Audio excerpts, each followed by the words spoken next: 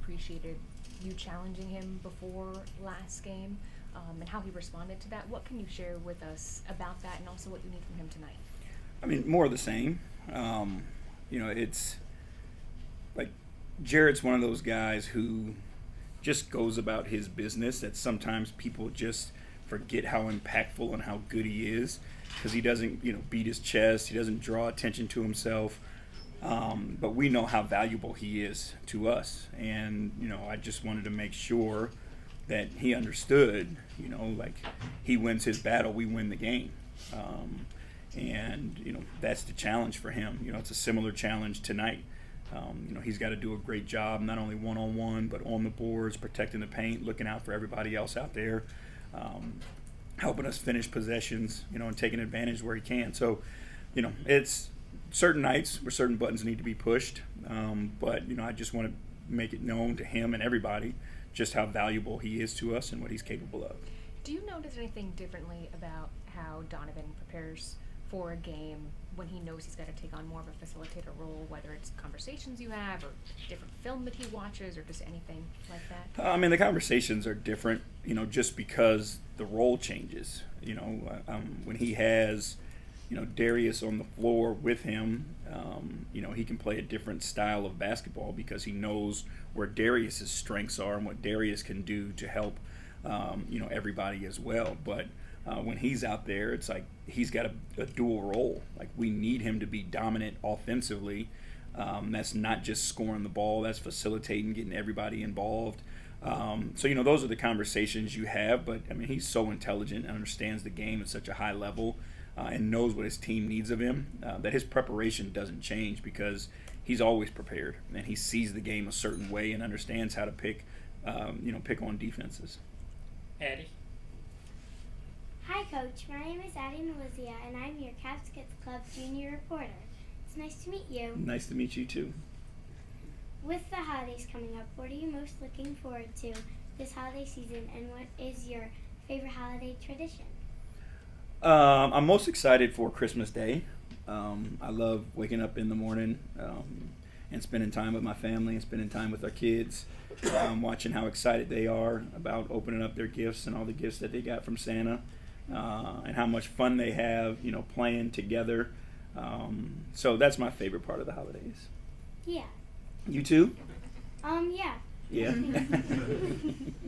How do you keep the team focused on the long road trips throughout the season?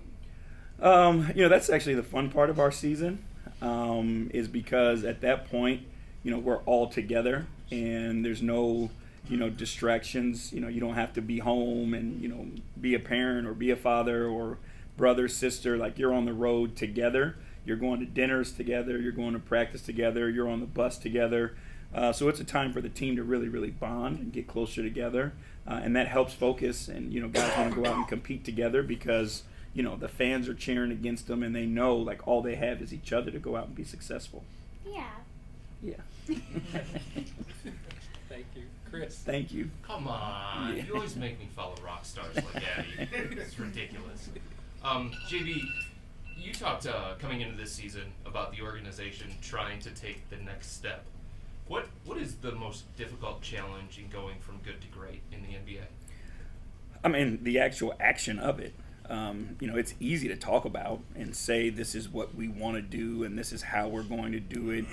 But, you have to be realistic in how many things have to go your way in order to get there, and I think that's the thing about, sustained success is, every year you have to put yourself in position, which isn't always easy because you never know, what's going to happen to the next team or, the next group that's around you. So for us, it's just a matter of, continue to improve, understanding the adversity that we've gone through up to this point, being realistic about that, continuing to implement the system that we think is going to make us most successful long term on both sides of the ball and focus there. We can't focus on, all the what ifs. At some point in time, we're going to be healthy and we're going to be a bear. But we just got to continue to implement all the small things, go through adversity together, build team, and build trust. Are you guys in any way rallying around the idea that, once you lost Darius, once you lost Evan for an extended period of time, people basically left you for dead? I've never heard that, and I don't pay attention to those people, so it doesn't matter to me. Yeah, we're talking a lot about Tari Eason lately because he's had such an impact off the bench. When you look at the film, what have you noticed about him? Just all the things that he can do and how he impacts a game. He's fun to watch because there's not just, one spot on the floor or one thing that he's doing. He's active all over the place, whether he's running in transition and pushing it in transition or finishing in transition, getting steals, guarding multiple positions, rebounding. Like, he's just all over the floor, and it's on the outside looking in. Obviously, when you don't have to play him, he's fun to watch because he just brings like such a spark and such an energy that you can see he lifts his team up when he's on the floor. Spencer Davis, Cavs Insider. Since Dean's come back from his injury, he's averaging 5 threes a game, and he's knocking them down at a 40% clip. Do you think this is more of him feeling more free and shooting the ball? Because there's been times in the past where he's been turning them down. Yeah, I mean, we want him to shoot them all. And if he misses them, shoot the next one.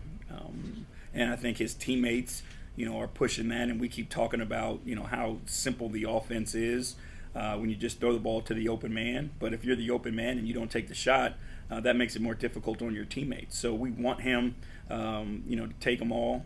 His teammates know what he's capable of. He knows what he's capable of. And I think he's just, he's buying into the fact that an open shot for him is not only good for him, it's great for the team. And that's Dean, as crazy as it sounds, is a selfless way of helping. It's like, just continue to take them all no matter what's happening. Is there kind of a mental difference between not being too selfish but also knowing when to take that shot at the same time? No, I mean, if you're open, shoot it. I mean, it's that simple for us. If it's your shot and you get the ball in your hands, like, we've got belief and confidence in guys to take those shots and knock them down. IanSamClean.com. Donovan, you guys went and got Donovan to be the closer of this team. There's no new role. Dean Wade even said that all eyes are on him, so it allows to create other offense for other guys. Is it a belief that for you guys that it could be helpful for Donovan that, you defenses might have forgot about him or been looking at other players because he's creating so much offense that in the fourth quarter it's like, you forgot about me, flip the switch and go get mine? Yeah, I think that's kind of the way that the game, happens and materializes for, guys with the ball in their hands with the skills that he has. But I think it's a matter of him reading the game as well. Like, if teams want to play him aggressively and send a ton of bodies to him early, then his job is to just get off of it, right, and share it. If teams want to, stay home and allow him to play in space, then I think he's got to go and play in space and be aggressive and attack-minded.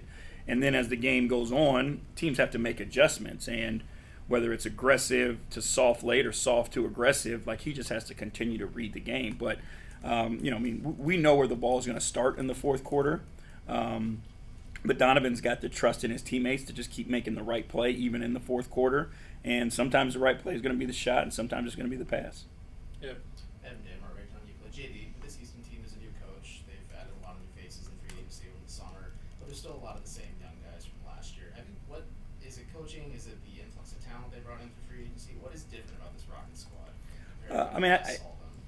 They're a different team. Obviously, when you bring in veteran players who have accomplished the things that Fred's accomplished, that Dylan's accomplished, those guys have taken teams into the playoffs, been a part of winning cultures. When you add that to, a young, talented group, it changes the dynamic.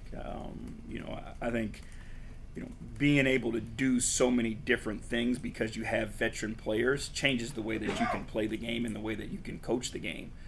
You can put guys in different spots and do so many different things with them. When you have NBA guys who have just done and seen things, when you've got young guys, you're teaching it from the basics, right? And everything you have to do has to be really simple. When you add, those vets, you can change so many things, and it makes you so much more dynamic. And Jarrett's had to handle the assignment of Jokic, Joel Embiid. Tonight he's handling Sengun. Just bigs who can pull bigs out of this paint and kind of force them to defend in space.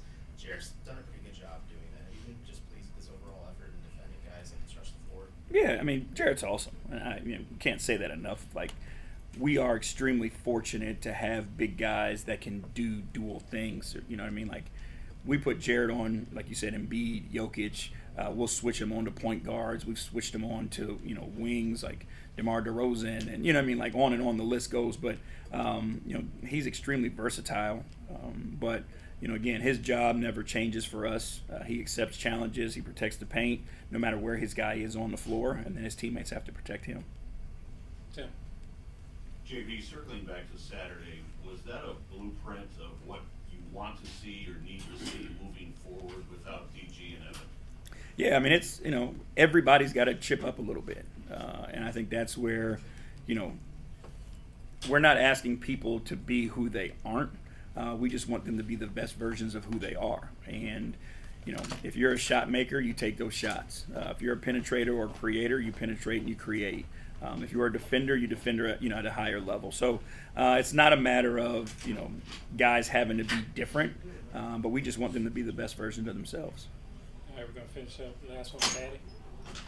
When you were a kid, what was your favorite gift that Santa brought you? That's a great question. It was a battery-powered four-wheeler that Santa brought me, and it was awesome. It was one of those, the ride-along things. It was bright red with big black wheels, and it was awesome. Thank you for your time. Good luck tonight. Thank you. Okay, that's going to wrap for Coach.